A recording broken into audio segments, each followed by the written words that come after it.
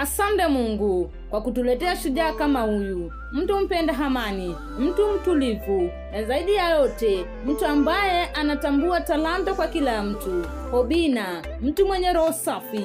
Tunajua ulipitia mengi, ulistahimili vizingiti ambavyo vingevunja wengi, lakini uliendelea kusimama kwa bidii, imani na kwa nidhamu. Leo hii tunakuangalia si kama msanii tu, bali kama mfano wa kile ambacho juhudi, uvumilivu na maono vinaweza kuleta.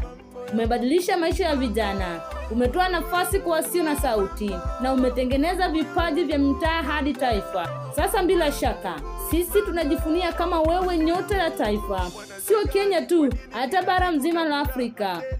Wanapolala, wanapoamka wanasema Obinna. Sauti yako, kazi yako na moyo wako vimeleta mwanga kwenye giza la wengi. Umetoka mbali, lakini haujasahau kule ulikotoka, na kwa hilo tunakushukuru. Sisi vijana tunakuangalia kwa matumaini, ukiwa kioo cha juhudi, mwangaza wa ndoto na sauti ya kizazi. Asante Obinna kwa kuwa nyota ya taifa halisi.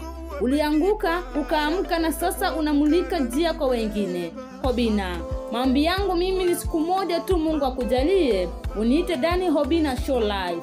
Obinna, sikia kilio changu na wengine. Tunakutegemea, matarajio yetu wengi ipo mikononi mwako.